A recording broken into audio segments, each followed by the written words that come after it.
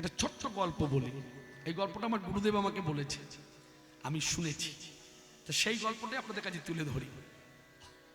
এক রাজা 12 বছরের রাজত্ব। তা 12 বছরের রাজত্বে কখনো কোনোদিন রাজা তার লোকদের ডেকে জিজ্ঞাসা করেনি কত আয় কত ব্যয়, কত জমা কত খরচ, খোঁজ খবর নেয়। যার জন্য মন্ত্রী জমা খরচের কোনো খাতাই রাখেনি। জানে রাজা তো নেয় না, দেখেও না, অত প্রয়োজনও নাই। কিন্তু বিধির কি লেখা, হঠাৎ করে রাজা একদিন বলে বসলেন, 12 বছরের আয় ব্যয়ের হিসেবটা আমাকে দাও, কত খরচ কত জমা। তখন মন্ত্রী বললেন, দেখুন সত্য কথার মান নেই, ক্ষমা করবেন, আপনি হিসেব রাখতেন না বলে, চাইতেন না বলে আমিও কিন্তু কোনো খাতা রাখিনি, তাই কত জমা কত খরচ আমি বলতে পারবো না।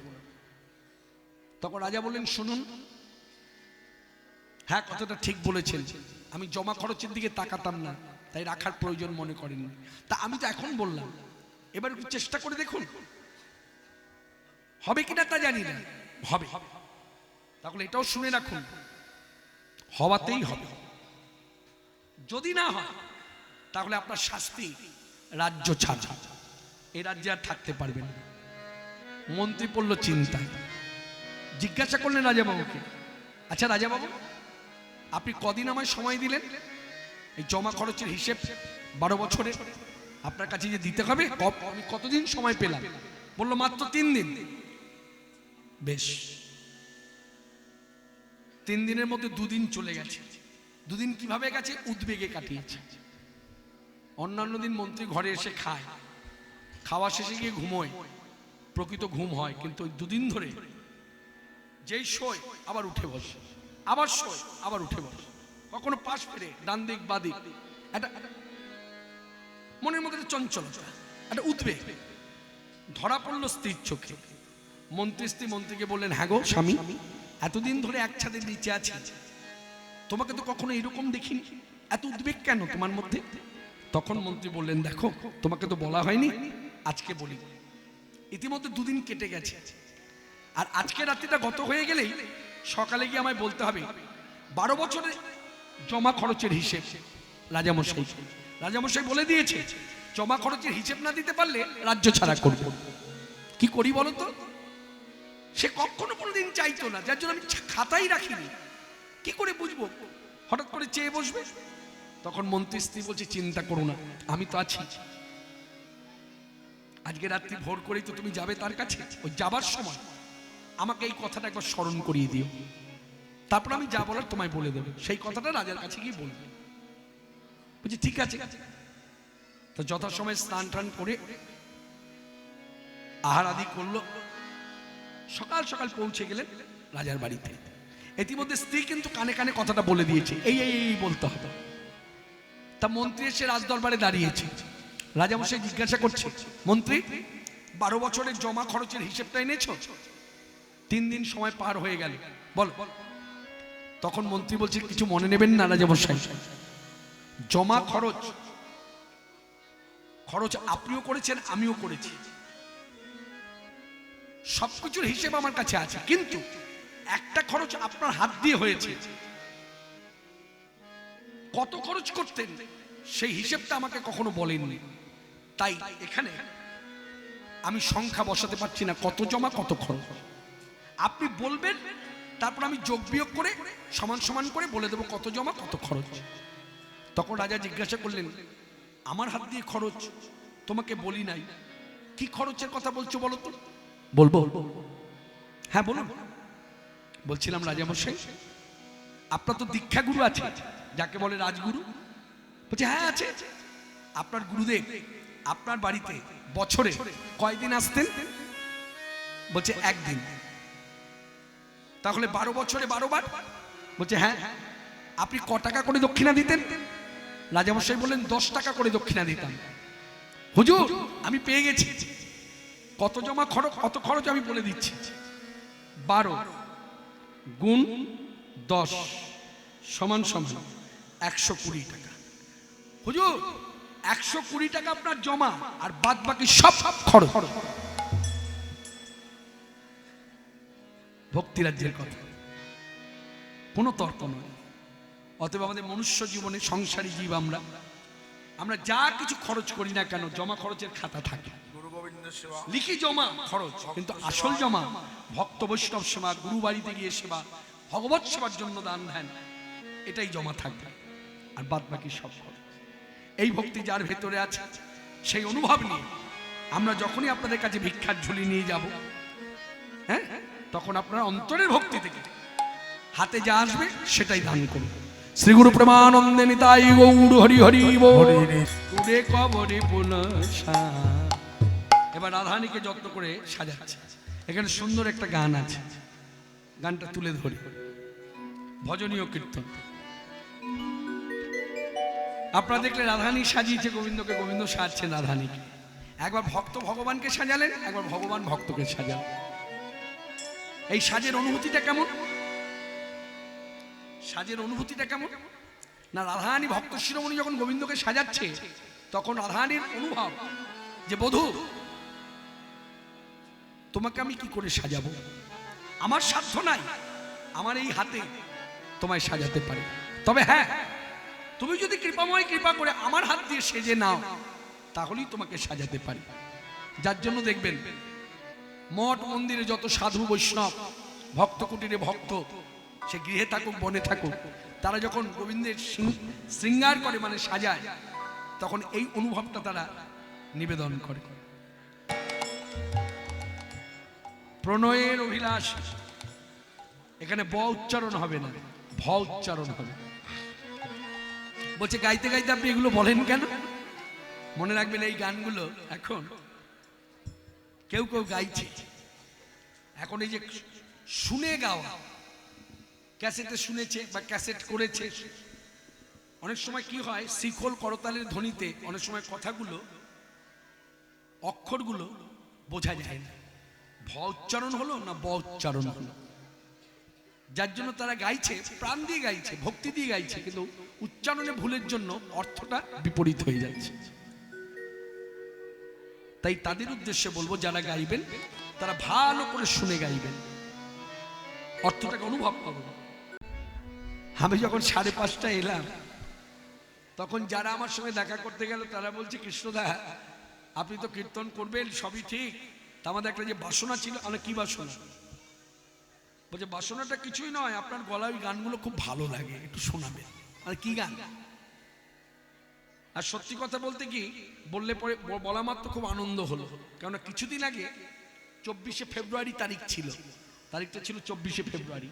23শে ফেব্রুয়ারি কীর্তনে ছিলাম আমি আমাদের দক্ষিণ 24 পরগনা জেলার নেপালগঞ্জ হাট। সেখানে কীর্তনের আসলে আমি খুব অসুস্থ হয়ে পড়ি, খুব অসুস্থ হয়ে পড়ি।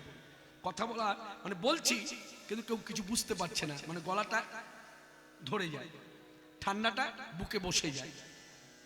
এমতো অবস্থায় আমি ওখানে বলে দিলাম, ঘোষণা করে দিলাম, ইউটিউব চ্যানেল ছিল, আমি বলে দিলাম, বার্তা দিয়ে দিলাম 25, 26, 27, 24, 25, 26 এই 3 দিন বলছে এই গানটা গাইবে, আমরা শুন, দাও সুর দাও।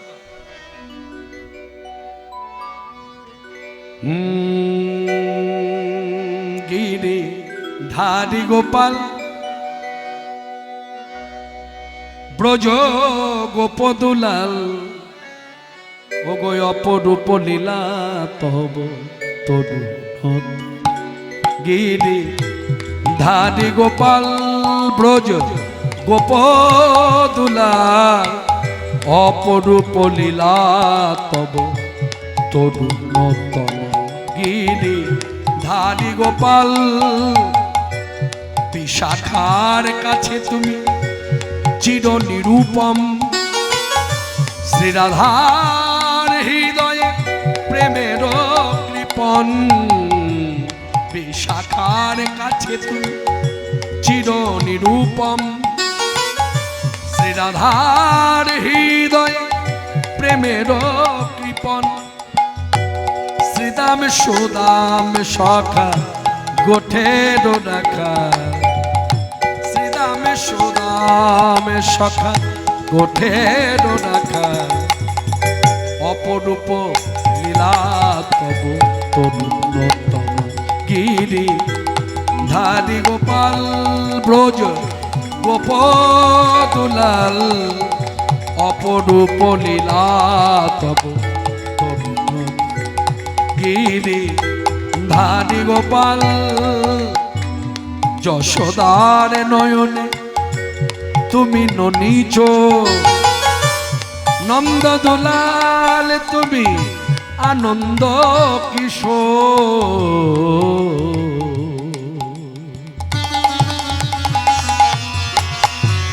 যশোদার নয়নে তুমি ননীচ নন্দ দুলাল তুমি আনন্দ কিশোর গীতায় সারথি তুমি যাদব রাখা গীতায় সারথি তুমি যাদব রাখা অপরূপ লীলা তব তরুণতম গিরি ধারি গোপাল ব্রজ গোপদুলাল অপরূপ লীলা তব তরুণতম অপরূপ লীলা তব তরুণতম গোপাল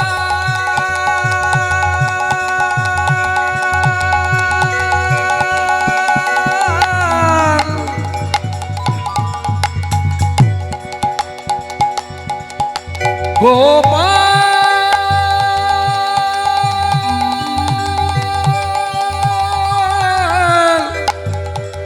গিরিধারী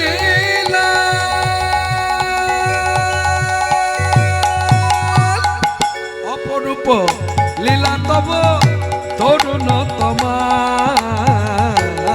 অপরূপ লীলা তব তরুণতম তরুণতম তরুণ তমাল দেখিতে দেখিতে দুই অঙ্গ এক অঙ্গ হইল রাধা কৃষ্ণ একে অপরকে সাজাবার পর এই পালঙ্কের উপরে তারা যখন দুজনায় বসলেন ভাবরাজ্যে দাঁড়িয়ে সাধু সন্ত বৈষ্ণব মহাত্মানের ভাবের উক্তি এই রাধা কৃষ্ণ যুগল এই কুটিরের ভেতরে একে অপরকে জড়িয়ে ধরল দেখিতে দেখিতে দুই অঙ্গ এক অঙ্গ হইল তাই অঙ্গের ছটা লেগে শ্যাম গৌর হইল তাই অঙ্গের পরশ পেয়ে শ্যাম গৌর হলো নবনে নবনে রাধা মাধব রঙ্গ নবরে নবরে রাধা মাধব রঙ্গ তাই অঙ্গের ছটা লেগে শ্যাম হলো গৌরাঙ্গ তাহলে শ্যাম যখন গৌরী হলো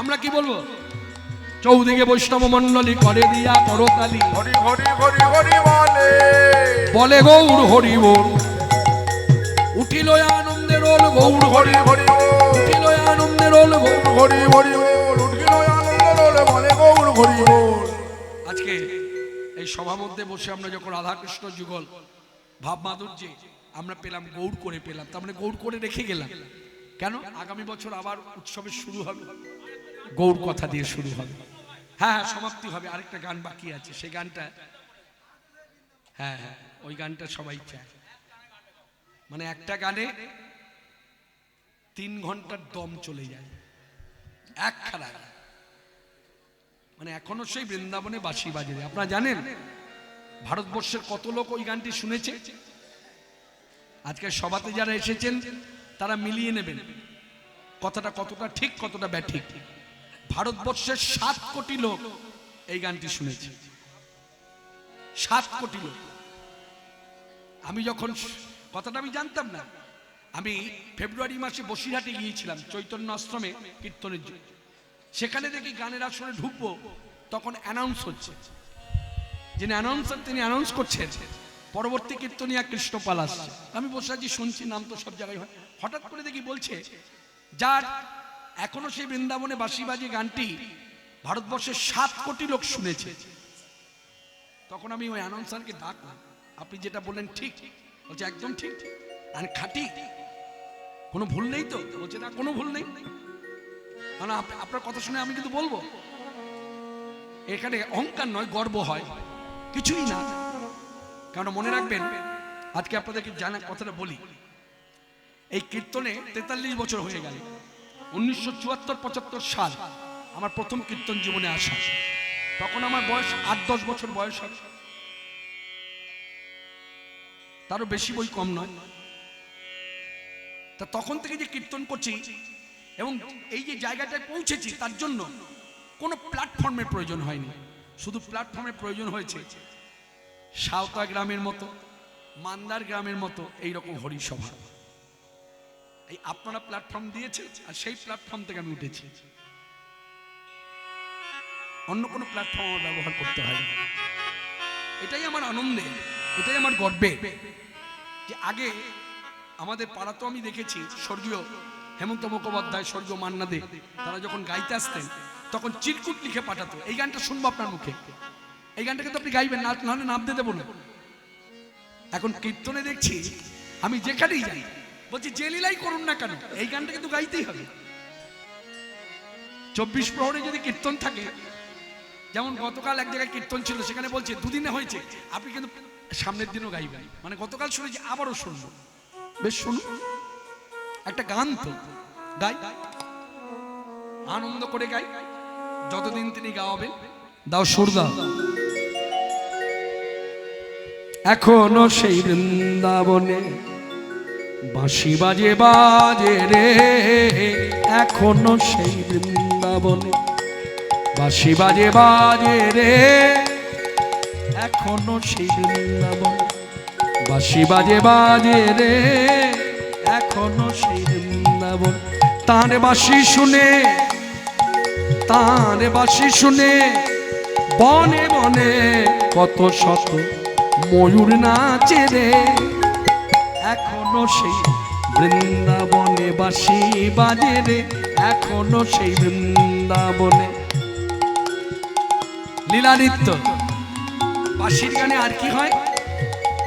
আছে সেই রাধা রানী বাঁশি শুনে পাগলিনী, আছে সেই রাধা রানী, রাধা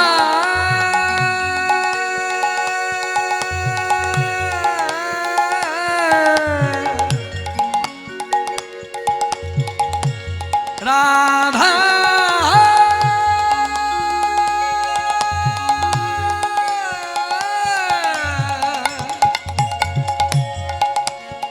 রাধা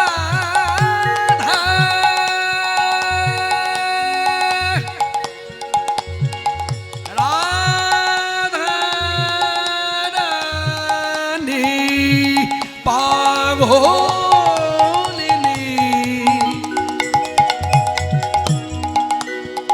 মনে মোহিনী কৃষ্ণ বক্ষ বিলাসিনী, মহাভাবে স্বরূপিনী রাধা লক্ষ্মী ঠাকুরানী, রাধা রানী, রাধা রাধা।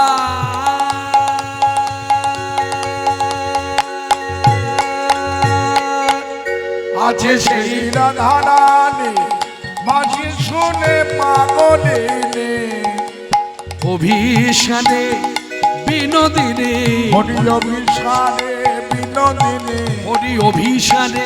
আস্তে, কখনো দিবা, কখনো রাত্রি, কখনো বর্ষা, অভিশান করছে হরি অভিশানে। হরি অভিসারে বিনোদিনী, হরি অভিসারে বিনোদিনী, কানু মনমোহিনী মহাভাবে স্বরূপিনী, রাধা লক্ষ্মী ঠাকুরানী, ধীর সমীরে যমুনা তীরে বসতি বনে বনমালে, ধীর সমীরে যমুনা তীরে বসতি বনে বনমালে, নাকুর নিতম্বিনী গমনে বিলম্বনা, নাকুর নিতম্বিনী গমনে বিলম্বনা, মানুষরতা হৃদয়ে সাম। এখনো রাধা রানী বাঁশি শুনে পাগলিনী, অভিশানে বিনোদিনী, হরি অভিশানে বিনোদিনী, নব নব নব সাজে রে এখনো সেই বৃন্দাবনে বাঁশি বাজে বাজে রে এখনো সেই বৃন্দাবনে। ওই বাঁশি শুনে বনে বনে, বাঁশি শুনে বনে বনে কত শত ময়ূর নাচে রে এখনো সেই বৃন্দাবনে বাঁশি বাজে রে এখনো সেই বৃন্দাবনে। আর কি হয় বাঁশির গানে? এখনো সেই গাভীগুলি কোচারণে ছড়ায় ধুলি, এখনো গাভীগুলি ওরা গোচারণে ছড়ায় ধুলি। সখা শনে বন্ধু শনে কোলাকুলি, বন্ধু সনে কোলাকুলি বন মাঝে রে এখনো সেই বৃন্দাবনে বাঁশি বাজে রে এখনো সেই বৃন্দাবনে বাঁশি বাজে বাজে বনে। আর কি হয় বাঁশির গানে? এখনো সেই ললনা আলা ভোলা গোয়ালা মেয়েরা তারা জলে ভরিতে যায় যমুনা, এখনো সেই লালনায় জলে ভরিতে যায় যমুনায়। এখনো সেই ললনা ওরা জলে ভরিতে যায় যমুনা, যমুনা যমুনা যমুনা। এখনো সেই লালনায় জলে ভরিতে যায় যমুনায়। খেলে ছোড়া দাঁড়িয়ে পথে যমুনায় নাইতে যাব না। ও বড় জ্বালায় রে দাদা যে পথের ধারে।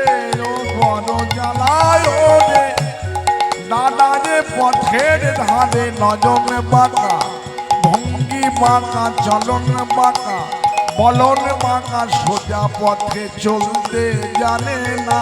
এখনো সেই লালনায় জলে ভরিতে যায় যমুনায়।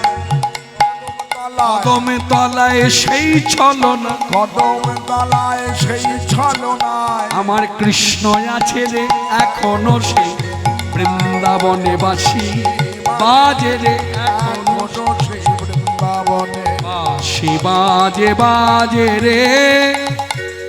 সেই বৃন্দাবনে।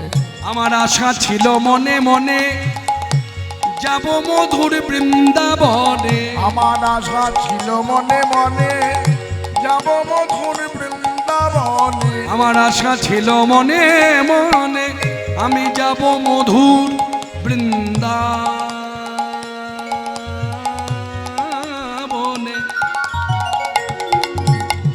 আমার আশা ছিল মনে মনে আমি যাব মধুর,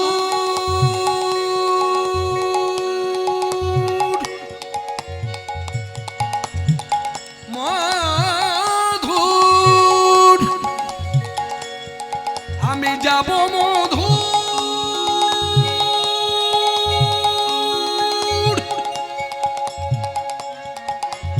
আমি যাব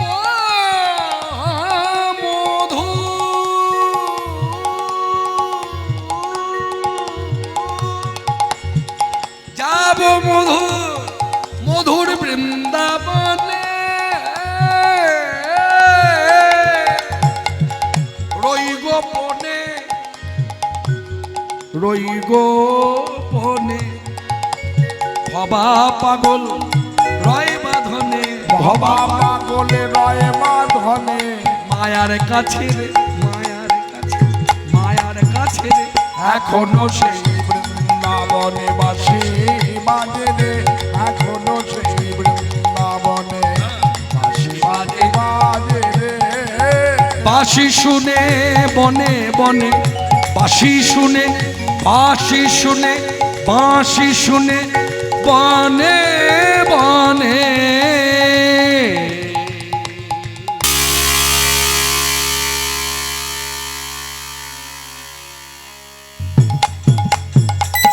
কত শত ময়ূর নাচে রে নাচে রে নাচে রে নাচে রে এখনো সেই বৃন্দাবনে, এখনো সেই এখনো সে বৃন্দাবনে বাঁশি বাজে বাজে রে, বাঁশি শুনে বনে বনে কত শত ময়ূর নাচে রে, বাঁশি বাজে রে, বাঁশি বাজে রে, বাঁশি বাজে ওই বলে রাধা কই। হরিপুর জগৎবন্ধু মহায়ুদ্ধারা চারিগত চন্দ্রপুত্র হাকিট বাদা। সবই যখন হলো, মাকে শ্রদ্ধা করে আমরা সমাপ্তি করে দিই উৎসব। এরপর প্রসাদ বাবা, আমি প্রত্যেকের উদ্দেশ্যে বলবো, প্রসাদ যখন ঘোষণা হয়েছে এখনো সেই বৃন্দাবন। আসি না কেন, যে যে প্ল্যাটফর্ম থেকে আসি না কেন, প্রসাদের মর্যাদা দিতে হবে, অর্থাৎ প্রসাদের দুয়ারে যেতে হবে, ভিক্ষারীর মতো ভিক্ষা করতে হবে, প্রসাদ পেতে হবে। তাই মাকে শ্রদ্ধা করে ঘরে যাই। আসো, কিভাবে শ্রদ্ধা করব? মায়ের একটা গান গাই।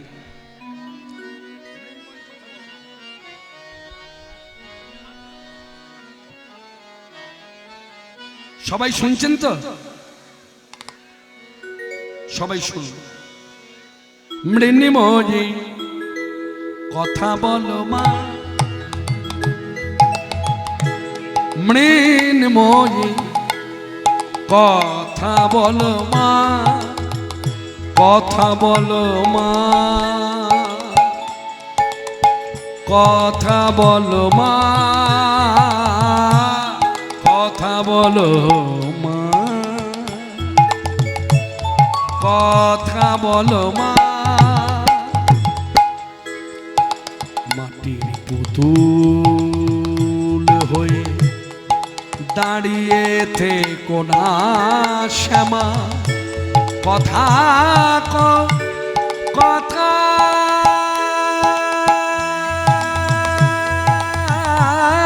বলো, কথা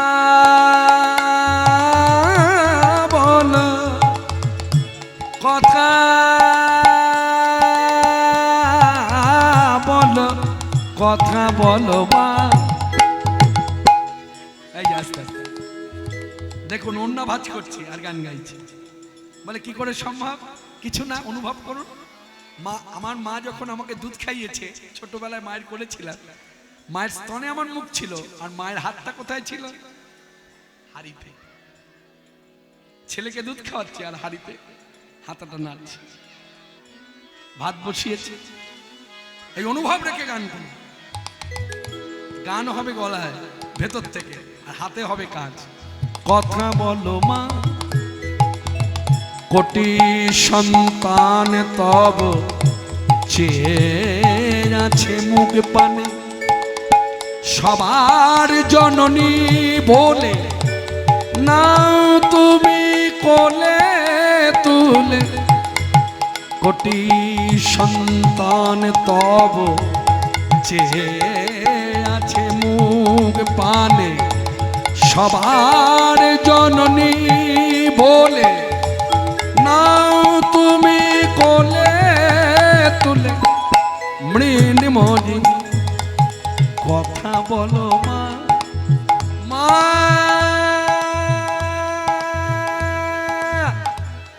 আমার মা, মা ও মা, মা